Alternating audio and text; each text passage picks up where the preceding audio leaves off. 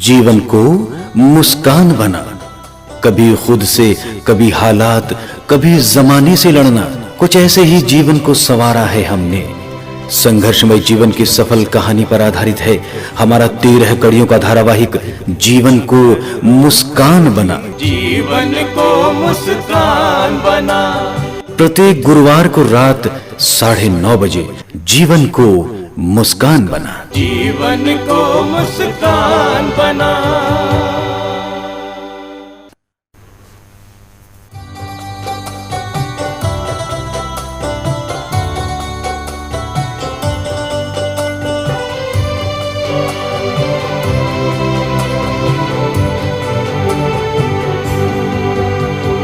दुखी न कर रो कर जीवन को, दुखी न कर रो कर जीवन को, हंस हंस कर वरदान बना। घबराता है मुश्किल से, मुश्किल को आसान बना। जग मानेगा लोहा तेरा, जग मानेगा लोहा तेरा, कर्म को तू भगवान बना। जीवन को मुस्कान बना। जीवन को मुस्कान बना। जीवन को मुस्कान बना। जीवन को मुस्कान बना। जीवन को मुस्कान बना। जीवन को मुस्कान बना। जीवन को मुस्कान बना। पिछले कई दिनों से आप आज ही के दिन इस धारावाहिक को बराबर सुन रहे हैं और सारे काम मुलतवी करके आप इस धारावाहिक के उन महत्वपूर्ण बिंदुओं पर ज़रूर ध्यान देते हैं और इसकी प्रतिक्रिया हम तक पहुंचती भी है। और हमारे वो साथी जो टेलीफोन के ज़रिए भी रामपुर रेडियो स्टेशन बात करते हैं, हमारे कार्यक्रमों के बारे में हमें अवगत कराते रहते हैं। इस धारावाहिक के बारे में भी हमारे श्रोता टेलीफोन के ज़रिए हमें बताते हैं और चिट्ठियों के ज़रिए भी इस धारावाहिक के बारे में, उसकी गुणवत्ता के बारे में, उस व्यक्तित्व के बारे में हमें ज़रूर अवगत कराते रहते हैं। और एक हमारी कोशिश भी है कि इस धारावाहिक में समाज के उन लोगों को आप तक पहुंचाना जिन्होंने विपरीत परिस्थितियों में, जिन्होंने विषम स्थितियों में अपने आप को धैर्य के साथ, विवेक के साथ अनुकूलन करते हुए समाज की मुख्य धारा से जोड़े रखा। जीविकोपार्जन के लिए खुद को इतना सक्षम बनाया कि आज वो जहाँ भी हैं, जिस विभाग में भी हैं, जिस जगह भी हैं, उनका एक मकाम है।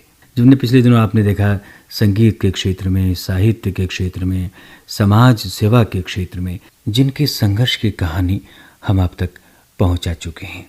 आंधियाँ चलती रहीं पर दीप तो जलता रहा, घोर तम को दूर करने वो निरत बलता रहा। कंटकों से पूर्ण पथ हो, धधकते पाषाण हो, लक्ष्य की धुन है जिसे वो तो सतत चलता रहा।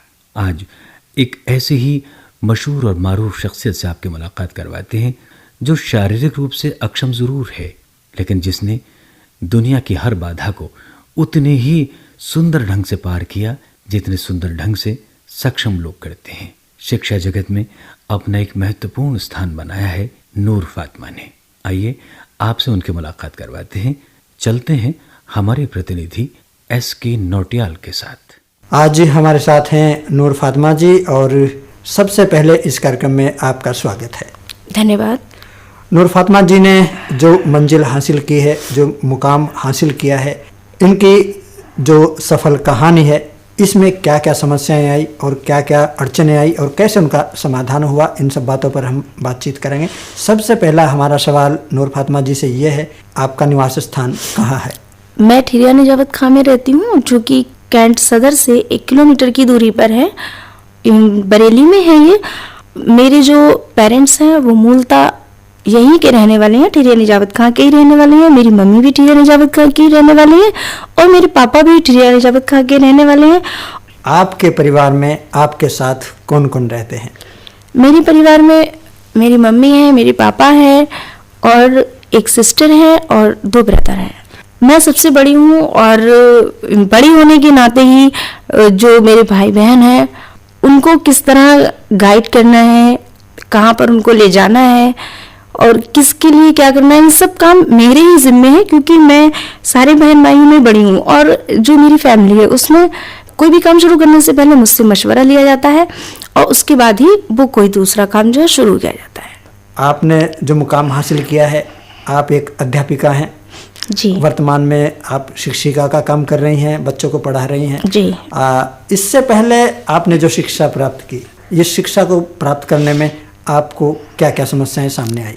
नौटियाल जी, जो मेरी प्राइमरी एजुकेशन थी उसके लिए पहले, क्योंकि मैं आपको बता दूं कि जो मेरा शरीर है वो बुरी तरह से अफेक्ट हो गया था, उससे अफेक्टेड हो गया था, तो फिर मेरा सिर्फ सर ही बाकी बचा था।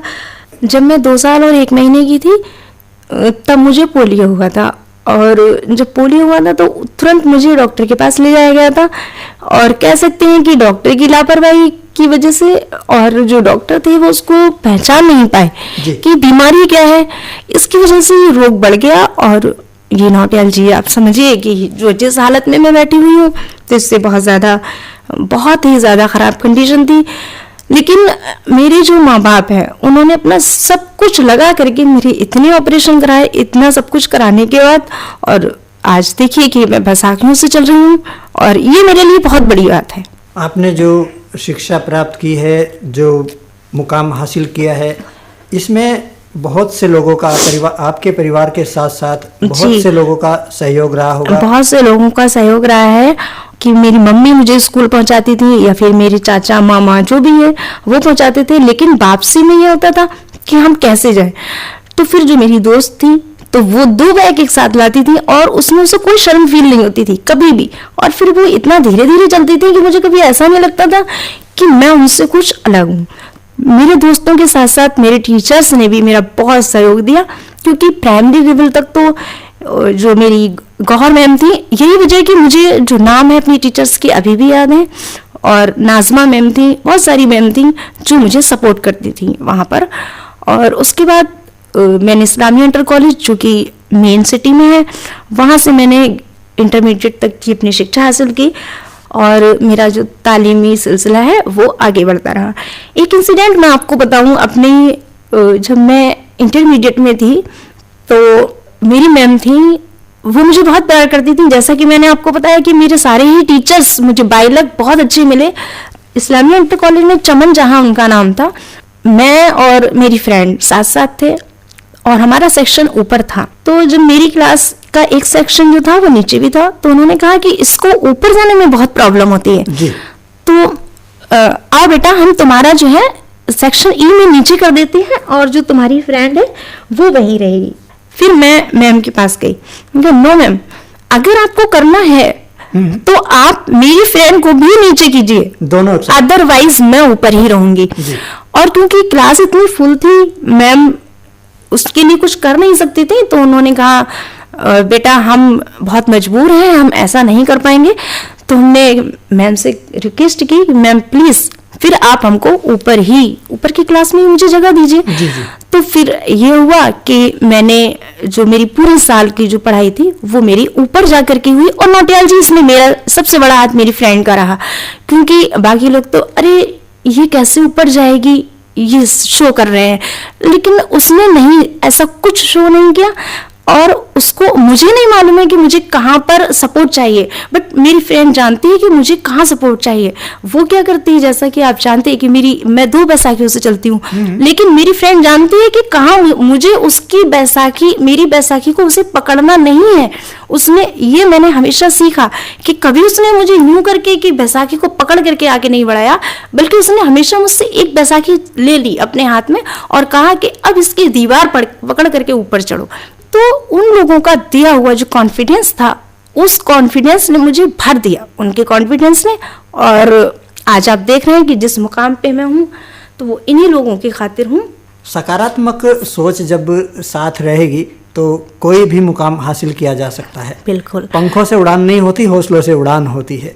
जब हौसला इंसान के अंदर होगा तो वो कोई भी मुकाम हासिल कर सकता है, वो कोई भी मंजिल हासिल कर सकता है। बिल्कुल, आपकी बात पे नौटियाल जी मुझे याद आया कि तक हार के न बैठ ए मंजिल के मुसाफिर, वो मंजर भी आएगा तेरे पास खुद चलकर समंदर भी आएगा। नूर फातिमा जी, ये भी कहा जाता है कि जीवन एक संघर्ष है और इस संघर्ष में जो जीत जाता है वही सिकंदर कहलाता है। जी। और इस संघर्ष में बहुत सी समस्याओं का सामना सभी को करना पड़ता है। मैं आपको बताऊं कि मेरी मदर हैं, उन्होंने मुझे बहुत इंस्पायर किया, हमें यही सीख दी कि कभी भी निगेटिव मत सोचो, ऑलवेज थिंक पॉजिटिव। तो उनकी दी हुई सीख ये काम आई है कि मैं आज आपके सामने बैठी हुई हूँ। तो जॉब से पहले नौटियाल जी जो मेरी रूटीन थी वो ये थी, वो मैं इसलिए बताना चाहती हूँ कि जो लिसनर्स हैं, अगर कोई बहन भाई मेरे जैसा है तो उनको थोड़ा इस बारे में सोचना चाहिए। तो वो मेरी रूटीन ये थी कि मैं सुबह में लगभग 4:30 के टाइम जाग गई और जागने के बाद मैंने नमाज अदा की और जो कुछ भी, उसके बाद मैं कोचिंग सेंटर चलाती हूँ क्योंकि इंग्लिश पढ़ाती हूँ, मैं इंग्लिश की कोचिंग चलती है। तो सुबह उठ करके 2 बैच पढ़ाए, उसके बाद मैं एक जो कंप्यूटर सेंटर था वहाँ से मुझे ऑफ़र आई थी कि आप हमारे सेंटर में आकर के टीचिंग कीजिए। 2 घंटा मैं वहाँ टीचिंग करके आती थी, फिर उसके बाद फिर मैं वापस अपने घर पे आती थी और घर पे आकर के मैं पेंटिंग की क्लासेस लेती थी। फिर 2 घंटे में वहाँ पेंटिंग की क्लासेस लेने के बाद फिर उसके बाद मैं अपनी कोचिंग की क्लासेस लेती थी। अब मैं ये जानना चाहूँगा कि आपने जो शिक्षा प्राप्त की, इतने सारे जो कठिनाई थी उनका आपने सामना किया, उन सब का समाधान हुआ और आपके परिवार ने, आपके दोस्तों ने, आपके टीचर्स ने आपका इन सब समस्याओं का समाधान किया, इसमें सहयोग दिया, ये बहुत अच्छी बात है। लेकिन इंसान के अंदर एक लगन होती है जी कि मुझे कहाँ जाना है, ऐसी कोई अभी इच्छा आपके मन में है? बिल्कुल है। और सबसे पहले तो मैं आपकी बात का जवाब कुछ इस तरह देना चाहूँगी, वो खुद ही पूरी करता है मंजिल आसमानों की, परिंदों को नहीं दी जाती तालीम उड़ानों की, रखता है जो हौसला आसमान छूने का, उसको नहीं होती परवाह ज़माने की। तो नौटियाल जी, कभी भी मैंने ये नहीं सोचा कि अरे नहीं ऐसा नहीं करना चाहिए, और कभी ऐसा होता है कि नहीं नहीं नहीं नहीं आप वहां जाकर के क्या करोगी, हटो हटो यहाँ से, अरे आप गिर जाओगे, ये लोग ऐसा भी बोल देते हैं, जबकि मैं उस बात को फील नहीं करती और अपने काम को लगातार करने की कोशिश करती हूँ और मेरी इंशाल्लाह कोशिशें कामयाब भी हुई हैं। कोशिशें हमेशा कामयाब होती हैं और कोशिश करने वालों की कभी हार नहीं होती। अब एक छोटा सा सवाल मैं जानना चाहूँगा कि इन सारी बातों में जो जीवन अभी तक आपका यहाँ तक पहुँचा है, पैदाइश से लेकर अभी तक, इस मुकाम को हासिल करने में कभी ना कभी कोई ऐसी समस्या आपके सामने आई हो? मम्मी के पास लोग आते थे कि आप अपनी बेटी को इतना क्यों पढ़ा रही हैं, जबकि बेटियां हैं, बेटियां क्या करेंगी पढ़ करके, और बस 10th क्लास तक रहने दीजिए काफ़ी है। और कई लोगों का सजेशंस मेरी मदर से ये होता था कि ऐसा है आप इसको पढ़ाइए नहीं, बल्कि ऐसा कीजिए कि आप इसको सिलाई सिखा दीजिए, पढ़ाइए नहीं, घर में बैठ कर के सिलाई करती रहेगी। तो मेरी मम्मी ने कहा नहीं वो पढ़ेगी, और मैंने भी मन में सोच लिया था कि, और नौटियाल जी एक ये समझिए कि मुझे भी हैरत होती है कि ये जो बचपन से सुनती आई थी ना, लोगों ने कहा था कि सिलाई सिखा दीजिए तो सिलाई करके अपना गुजारा कर लेगी। मुझे हर हुनर आता है सिवाय सिलाई के, ये समझिए। उस सिलाई से मुझे इतनी नफरत हो गई कि मुझे हर हुनर आता है सिवाय सिलाई के।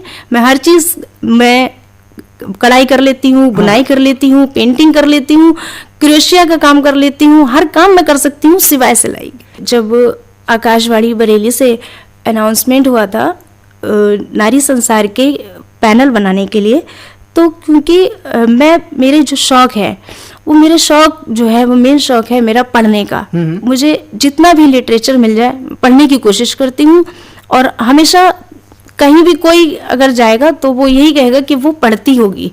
उस टाइम तो सिलेबस पढ़ती थी, लेकिन इस टाइम मैं लिटरेचर में ज़्यादा ध्यान देती हूँ, पढ़ती हूँ। तो इतना ध्यान नहीं था मेरा रेडियो वगैरह सुनने पे। तो एक दिन मेरा भाई सुन रहा था, तो उसने ऐसे ही कहा कि यहाँ जॉब्स निकली हुई हैं, लेकिन मुझे उसका कोई प्रोसीजर नहीं मालूम था क्या था। तो मैं आकाशवाणी बरेली पहुँच गई और मैंने वहाँ उसका प्रोसीजर पूछा।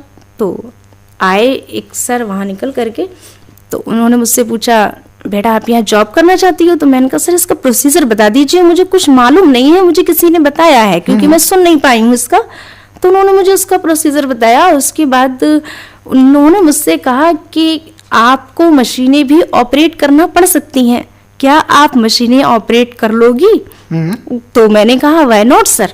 उनको ये जो अल्फाज थे वो इनको इतने अच्छे लगे कि उन्होंने कहा कि नहीं, इस लड़की को भी पैनल में शामिल करना चाहिए। तो फिर क्योंकि मेरा जो इरादा था वो इतना पुख्ता नहीं था कि मुझे आकाशवाणी बरेली में आना ही है, क्योंकि मेरा उस टाइम टारगेट PCS क्वालिफाई करना था, उसकी मैं तैयारी कर रही थी। उस पैनल में मेरा सिलेक्शन हुआ तो मुझे वाकई बिल्कुल ही यकीन नहीं आया कि मेरा यहाँ सिलेक्शन कैसे हो गया, क्योंकि मुझे ऐसा फील होता था कि मेरी तो आवाज़ भी अच्छी नहीं है, मुझे बोलना ही नहीं आता, तो फिर मेरा कैसे हो गया।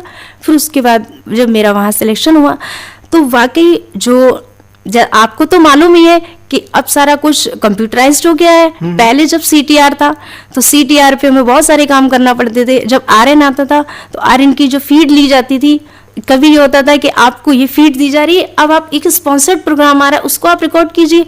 तो मैं बैसाखियों के जरिए ही मैं 2 CTR यूज करती थी, और दूसरे पे जैसे उन्होंने कहा कि आप ये स्पॉन्सर्ड प्रोग्राम रिकॉर्ड करना है तो उसके लिए तुरंत दूसरा टेप ला करके मैंने वहां लगा दिया ताकि मुझे आगे कोई प्रॉब्लम ना हो। तो मुझे कभी भी ऐसी कोई परेशानी आई, परेशानियां क्यों नहीं आएंगी, क्योंकि जब चलने में मुझे दिक्कत है तो आएंगी, लेकिन उन परेशानियों का हल भी होना चाहिए। तो मेरे अंदर ये प्रेरणा थी कि उन्होंने, जब मैं फर्स्ट डे यहाँ आई थी तो सर ने मुझसे कहा था क्या आप मशीनें ऑपरेट कर लेंगी, तो ये बात मेरे मन में थी। तो इसलिए कोई भी काम दिया गया है तो आज तक मुझे नहीं लगता कि मैंने कोई भी वो काम नहीं पूरा किया हो। कभी आप ये समझिए कि 3-3 घंटे मैं वहाँ स्टूडियो में खड़े रह करके और काम रिकॉर्डिंग की है, मैंने वहाँ खड़े होकर के सब कुछ किया है। मैं अब ये जानना चाहूँगा, क्योंकि आपको लोग सुनते हैं, रेडियो के ज़रिए आप अपने लिसनर तक पहुँचती हैं, बहुत सारे लोगों को आपकी आवाज़ पसंद आती होगी। आपको नारी जगत आप प्रेजेंट करती हैं जी आकाशवाणी बरेली से जी। ये बताइए कि आपको कैसा महसूस होता है उस नारी जगत प्रेजेंट करने में? नारी जगत प्रेजेंट करने में बहुत अच्छा फील होता है, और जो हमारे प्रोग्राम हेड हैं तो अच्छा प्रोग्राम प्रेजेंट करने के बाद जब हम बाहर आते हैं तो वो हमें अप्रिशिएट करते हैं, तो हमें बहुत अच्छा लगता है। और फिर उसके बाद लिसनर्स के जो लेटर्स आते हैं उसको सुन करके हमें बहुत अच्छा लगता है। आपने जो सफलता प्राप्त की उसके लिए तो आपको बधाई। और ये कहा जाता है कि कुछ तो लोग कहेंगे, लोगों का काम है कहना जी। इस सेंटेंस को यदि दिमाग से और कानों से निकाल दिया जाए और केवल ध्यान अपनी मंजिल की तरफ रहे तो बहुत आसान हो सकता है। आपकी इस बात का मैं जवाब देना चाहूंगी। हो के मायूस न यूं शाम की तरह ढलते रहिए, जिंदगी एक भोर है सूरज की तरह निकलते रहिए, ठहरोगे एक पाए पर तो थक जाओगे, धीरे धीरे ही सही मगर राह पर चलते रहिए। बिल्कुल बिल्कुल, अपनी मंजिल तय करके इंसान को अपनी राह पर चलते रहना चाहिए, तभी उसको मंजिल तक पहुंचने में आसानी होगी। कि आप एक अध्यापिका हैं जी, बच्चों को आप पढ़ाती हैं जी, आपने खुद पढ़ा है जी, क्योंकि आपने कहा कि आप लिटरेचर पढ़ रही हैं जी। अपने ज्ञान को बढ़ाने के लिए जी। हमेशा अध्ययन करना बहुत जरूरी होता है। बिल्कुल। जब तक आज इंसान अध्ययन नहीं करेगा तो ज्ञान में वृद्धि नहीं हो सकती। जी। अब मैं ये जानना चाहूँगा कि एक अध्यापिका होने के नाते आप अपने बच्चों को क्या मैसेज देंगी, उनको कैसा देखना चाहेंगी? मैं कोशिश ये करती हूँ कि जैसा मेरे साथ हुआ, मैं तो कि हैंडीकैप थी, तो जिसकी वजह से कुछ लोग मुझे थोड़ा अलग थलग नज़रों से देखते थे, और कुछ अलग से कुछ लोग तो सहानुभूति दिखा करके कि नहीं भाई बहुत बेचारी, इतना रहम दिखा रहे हैं कि बड़ा इस तरह से शो कर रहे हैं। लेकिन बच्चों के लिए, क्योंकि आप जानते हैं कि प्राइमरी टीचर एक बदनाम टीचर होता है, कि वो कितना भी आप पढ़ाने वाला हो, कितना भी कुछ करने वाला हो, तो मैं ये नहीं कहती कि मैं तस्वीर बदल दूंगी, लेकिन मैं कुछ कोशिश तो कर सकती हूँ। तो मैं अपनी तस्वीर तो नहीं बदल सकती उसकी, लेकिन हाँ हम कुछ कोशिशें कर सकते हैं, तो थोड़ा बहुत तो कुछ ना कुछ बदलाव ज़रूर नज़र आएगा। तो मैं जो बच्चे हैं, स्पेशली जो पढ़ने में कमज़ोर बच्चे हैं, तो उन बच्चों को मैं अलग से पढ़ाती हूँ। क्लास के बच्चों के साथ तो पढ़ाती ही हूँ, लेकिन अगर कोई ऐसी प्रॉब्लम उन बच्चों को सीखने में या पढ़ने में आती है तो मैं अलग से पढ़ाती हूँ।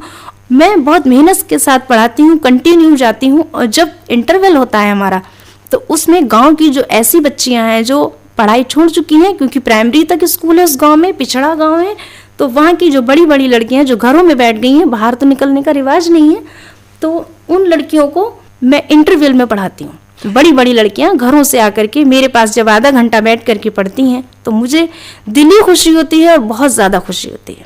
मुश्किलें दिलों के इरादे आजमाएंगी, मुश्किलें दिलों के इरादे आजमाएंगी, ख्वाबों के पर्दे निगाहों से हटाएंगी, गिरकर तुझे है संभलना, गिरकर तुझे है संभलना, ये ठोकरें ही तुझे चलना सिखाएंगी।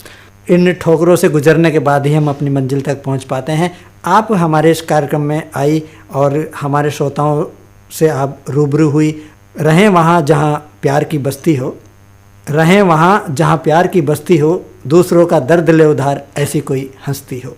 नौटियाल जी, ये कहना चाहूँगी कि बहुत सारे भाई बहन जो अगर मेरे जैसे हैं तो अपने अंदर बिल्कुल भी हीन भावना पैदा न होने दें, लोगों के तानों का बिल्कुल भी कोई असर न लें, अपनी मंजिल को बस मन में ठान लें कि हमें ये मंजिल हासिल करना है, और मंजिल को पाने के लिए आगे बढ़ते रहें। और बस मन में इतना ही रखें, इतना ही कहें कि नहीं तेरा नशे मन कसरे सुल्तानी के गुंबद पर, तू शाहीन है परवाज कर आसमानों पर।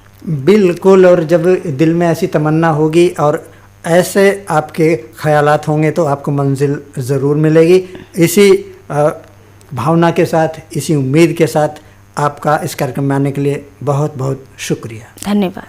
तो सुना आपने, ये थी नूर फातिमा के जीवन के संघर्ष की कहानी।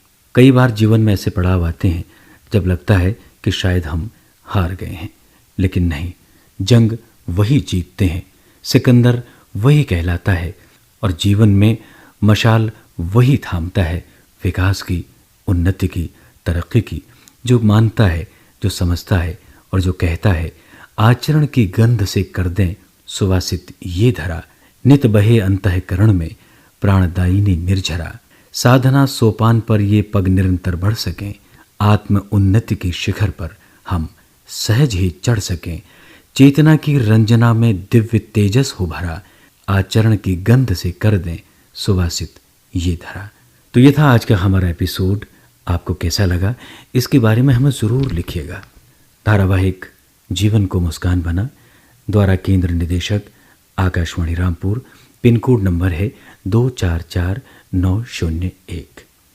अगले हफ्ते इसी दिन इसी वक्त फिर किसी नई शख्सियत के साथ, सफल कहानी के साथ फिर हाजिर होंगे। आज धारावाहिक जीवन को मुस्कान बना इसकी पूरी टीम को आज्ञा दीजिए। नमस्कार।